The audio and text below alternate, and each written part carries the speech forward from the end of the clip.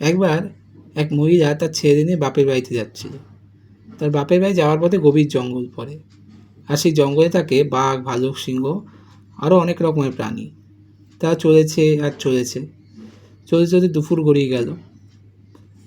এমন সময় সত্যি সত্যি একটা বাঘ হেলতে দুলতে তাদের দিকেই এগিয়ে আসতে দেখা গেল। মহিলাটি ভাবল, না, এ বাঘের হাত থেকে তাদের আর রেহাই নেই। মানুষের গন্ধ পেয়েছে বাঘ, তাই তো রক্তের লোভে এগিয়ে আসছে। মহিলা মনে মনে সাহস সঞ্চয় করল, না, বাঘের গায়ে জোর থাকতে পারে, কিন্তু আমি এবার বুদ্ধিতে লড়াই করে শেষ চেষ্টা করব, কারণ বাঘের থেকে পালিয়ে বাঁচা যাবে না। মহিলা মনে মনে স্থির করল বুদ্ধি প্রয়োগ কীভাবে করবে। হঠাৎ মহিলা ছেলে মেয়েদের দিকে তাকিয়ে বাঘটাকে শুনিয়ে বলতে লাগলো, কাঁদিস না রে তোরা, কাঁদিস না, ওই তো একটা বাঘ এসে গেছে, ওটাকে আজকে খা, মনে হচ্ছে বনে আরও বাঘ আছে, কাল আবার মেরে আনবো। বাঘের মাংস খাওয়ার বায়না করছি কদিন ধরে, এবার পেট ভরে বাঘের মাংস খেতে পাবি। এসব কথা শুনে বাঘটার তো পিঠে চমকে গেল। মানুষ যে বাঘের মাংস খায় তা সে জানতো না। ভয় পেয়ে বাঘ পিছন ফিরে দিল এক ছুট। মহিলা তার ছেলে মেয়েদের গায়ে মাথায় হাত বুলিয়ে দিয়ে কোলের কাছে টেনে নিয়ে বসে পড়ল। যাক, এই যাত্রা তো সকলে বাঁচল। ওদিকে বাঘটাকে ছুটতে দেখে এক শিয়াল অবাক হয়ে জিজ্ঞেস করলো, কী হয়েছে বাঘ মামা, ওটা ছুটছো কেন, কী হয়েছে? বাঘ বলে, এ কী আর হবে ভাগ্নে, প্রাণের দায়ে ছুটছি। শিয়াল আরও অবাক, কী হয়েছে মামা, একটু খুলে বলো, তোমার আবার কিসের ভয়? বাঘ হাঁপ ছেড়ে দম দিয়ে বলল, এক ডাইনি এসেছে বনে, সে বাঘ মেরে মেরে খায়, সঙ্গে আবার দুটো বাচ্চা। শিয়াল হো হো করে এসে উঠল, বলল, তোমার মাথা খারাপ হয়েছে মামা, একটা মেয়ে মানুষকে তোমার এত ভয়, চলো আমি দেখছি।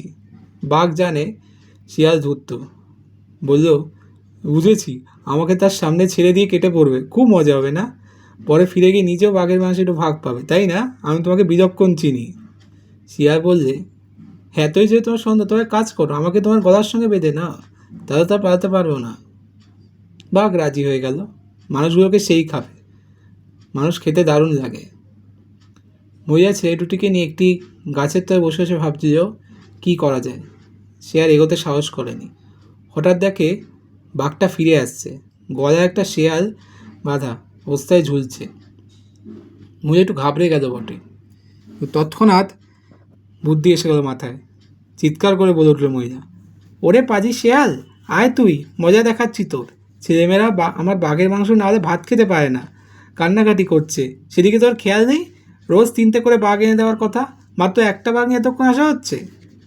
বাঘ বুঝলো এটা শেয়ালের চালাকি ছাড়া কিচ্ছু নয়, আবার পেছনে ফিরে প্রাণপণে ছুটতে থাকলো। শিয়াল যত মরে গেলাম মরে গেলাম বলে চিৎকার করতে থাকে, বাঘ তত জোরে ছুটতে থাকে। এবার মহিলা স্বস্তির নিঃশ্বাস ফেলল। বন্ধুরা, এই গল্প থেকে আমরা কি শিখলাম? যে কখনো কখনো গায়ের জোরের চেয়ে সূক্ষ্ম বুদ্ধি প্রয়োগ করলে যে কোনো সমস্যার সমাধান করা যায়।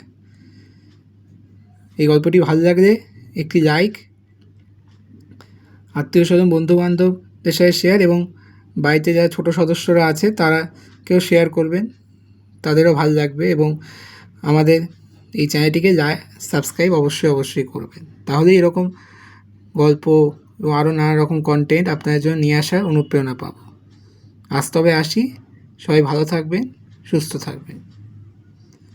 গৌতম বুদ্ধ সবার মঙ্গল করুন।